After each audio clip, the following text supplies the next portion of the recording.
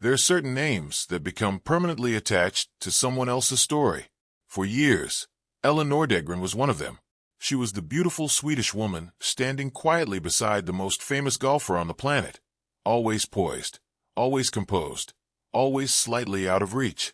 The world watched her, photographed her, and speculated endlessly about her. Yet somehow, nobody really knew her at all. Then came the night that changed everything. In the aftermath of one of the most shocking scandals in the history of professional sports, Ellen Nordegren's name was suddenly everywhere. But not for the reasons anyone would have chosen. Her private life was ripped open in front of the entire world. Her marriage dismantled on the front pages of every tabloid from New York to Stockholm, and the carefully guarded life she had built over nearly a decade collapsed almost overnight. Most people assumed she would disappear, and in many ways she did, but not in the way anyone expected, because what Ellen Nordegren did next, quietly and entirely on her own terms, turned out to be far more remarkable than the scandal that tried to define her. To understand who Ellen Nordegren is today, you have to understand where she came from and, more importantly, what she never wanted. Born on January 1st, 1980, in Stockholm, Sweden, Ellen grew up in a household shaped by intellectual discipline and public service. Her mother, Barbro Holmberg, built a distinguished career in Swedish politics, eventually serving as the country's Minister for Migration and Asylum Policy. Her father, Thomas Nordegren, worked as a radio journalist and foreign correspondent, frequently traveling abroad to cover international stories. Home life for Ellen was grounded, thoughtful, and relatively sheltered from the kind of attention that would later consume her adult years. From an early age, Ellen showed little interest in fame. She was studious and self-sufficient, picking up part-time jobs and occasionally doing some light modeling for Swedish publications, though she never pursued it seriously. She had the kind of quiet confidence that comes not from seeking approval, but from simply knowing who you are. Her path to America was less ambition and more coincidence. After finishing high school, she was working in a clothing shop in Sweden when she crossed paths with Mia Parnevik, the wife of Swedish professional golfer Jesper Parnevik. Mia was impressed by Ellen's calm maturity and trustworthy nature, and offered her a position as a nanny for their children. Ellen accepted, packed her bags, and relocated to Florida, stepping into a world she had never anticipated and a social circle that would change the entire course of her life. Through the Parneviks, Ellen was gradually introduced to the professional golf world, a tight-knit and enormously wealthy community. It was in this environment that she first encountered Tiger Woods. At the time, Tiger was arguably the most famous athlete on the planet. He had already accumulated multiple major titles, broken records that had stood for decades, and built a commercial empire worth billions of dollars. He was untouchable, or so it seemed. Tiger noticed Ellen immediately. She, however, was far less interested in him. People close to the situation have since recounted that Ellen was genuinely reluctant to pursue anything with someone whose life existed almost entirely under a magnifying glass. She valued normalcy. She valued privacy. A relationship with Tiger Woods promised neither. But Tiger was persistent. After several months and considerable effort on his part, the two eventually began seeing each other. What started as quiet, private dinners slowly grew into something much larger. By 2003, Tiger proposed during a trip to South Africa at the luxurious Shamwari Game Reserve. In October 2004, the couple married on the Caribbean island of Barbados at the exclusive Sandy Lane Resort, in a ceremony that was breathtaking in its elegance and airtight in its security. No photographs leaked. No guests spoke to the press. It was exactly the kind of wedding Ellen had hoped for. In the years that followed, the couple settled into a sprawling estate in Windermere, Florida. Ellen stepped naturally into the role of devoted mother, welcoming daughter Sam Alexis Woods in 2007 and son Charlie Axel Woods in 2009. From the outside, the family appeared complete. Tiger was winning tournaments and expanding his brand. Ellen was raising their children and maintaining the kind of dignified, low-profile existence she had always preferred. She turned down interview requests regularly, sometimes for significant sums of money. She had no social media presence. She gave the tabloids absolutely nothing to work with.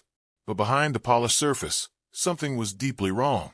In the early hours of November 27, 2009, During the Thanksgiving holiday weekend, the carefully constructed image of Tiger Woods shattered in the most public way imaginable. In the driveway of their Florida home, Tiger crashed his SUV into a fire hydrant and a tree. The initial reports were vague and underwhelming. A minor accident, officials said. Nothing to see here. Except there was everything to see. It emerged that in the hours before the crash, Ellen had discovered text messages on Tiger's phone that suggested he had been involved with another woman. What followed was a confrontation that spiraled out of control, and Tiger's attempt to leave in his vehicle ended with the crash that would trigger the unraveling of his entire public life. Within days, women began coming forward across the country, each with their own account, many with documented evidence in the form of voicemails and text messages. The number of alleged affairs kept climbing. Corporate sponsors began quietly backing away. Accenture ended a 6-year partnership. Gillette reduced his visibility in their campaigns. The man who had sold the world an image of iron discipline and moral fortitude was exposed as something far more complicated. For Ellen, this wasn't a PR crisis. It was personal devastation. She had not been complicit. She had not looked the other way. In her own words, she had been blindsided entirely. In her first and only detailed public statement, given to People magazine, she was honest and unflinching. She said that she was embarrassed to have never suspected anything, that she had been home consistently during pregnancies and with young children, and that she had simply trusted her husband.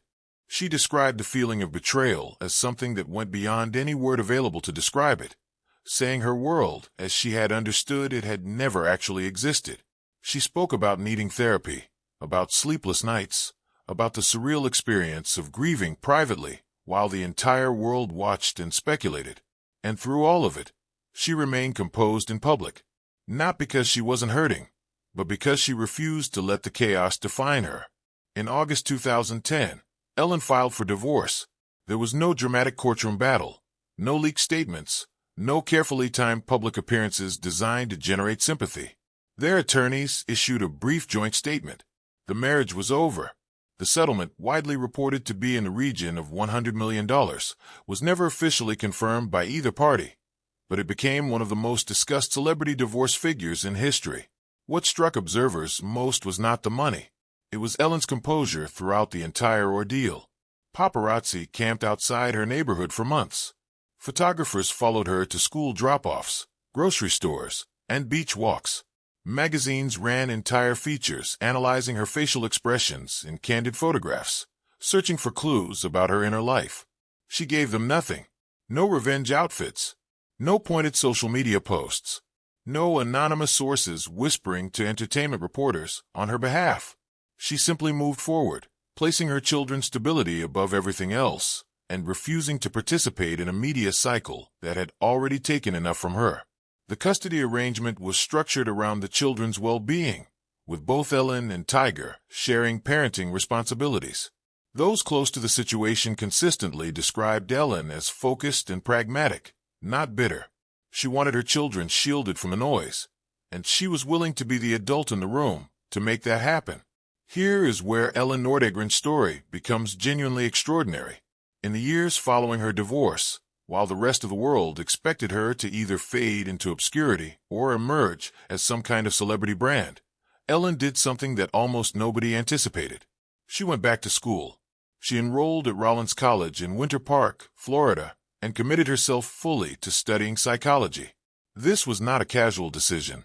She attended classes consistently, worked hard academically, and built a college experience largely removed from the celebrity world that surrounded her name.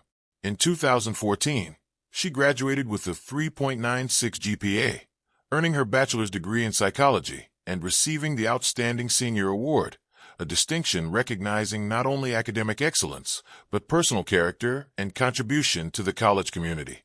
At her graduation ceremony, she delivered a brief speech about resilience and gratitude. Think about what that represents. A woman who had been photographed on the world stage for a decade, who had endured global humiliation through no fault of her own, who could have spent those years in comfortable, wealthy isolation, chose instead to sit in classrooms and earn something entirely her own. No publicist arranged it. No brand deal followed it.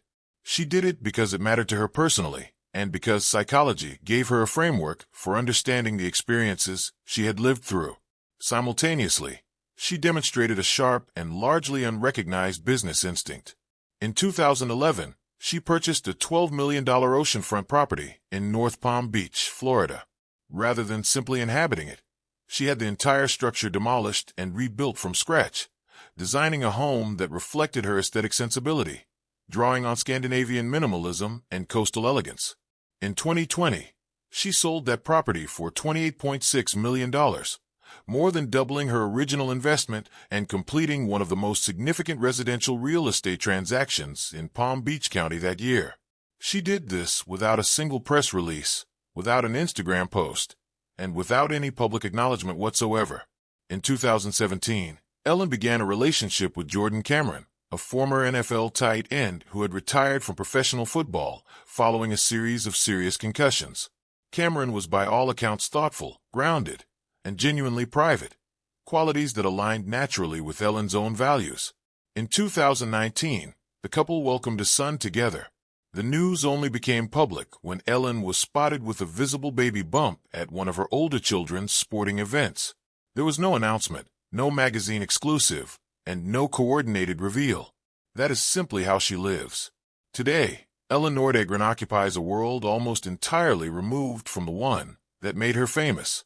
She owns property in Florida, raises her children with care and consistency, and maintains the kind of life that prioritizes peace over profile.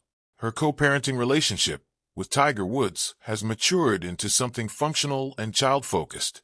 Both have been seen attending their children's events together, managing their shared responsibilities with mutual respect. Their son Charlie has developed a serious interest in competitive golf, and Ellen is frequently present at his tournaments, cheering from the sidelines without ever diverting attention to herself. She remains committed to psychology and mental health, even without pursuing a public-facing role in the field. She stays off social media entirely. She gives no interviews. She sells nothing and promotes nothing. It would be easy to frame Ellen Nordegren's life as a comeback story, as someone who survived public humiliation and emerged victorious. And while that framing contains some truth, it also misses the deeper point. Ellen never wanted the spotlight to begin with. She was pulled into it by circumstance and proximity to someone else's fame. What she has done in the years since her divorce is not a performance of resilience for public consumption.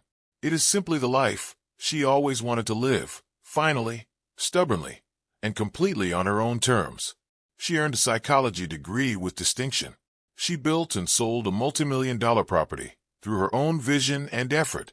She raised her children with stability and grace through circumstances that would have broken most people. She found a partner who values quiet over celebrity. She forgave, not for anyone watching, but because she understood that forgiveness is something you do for yourself. The woman the world once defined entirely through someone else's story has long since written her own. And the most remarkable part is that most people never even noticed it happening.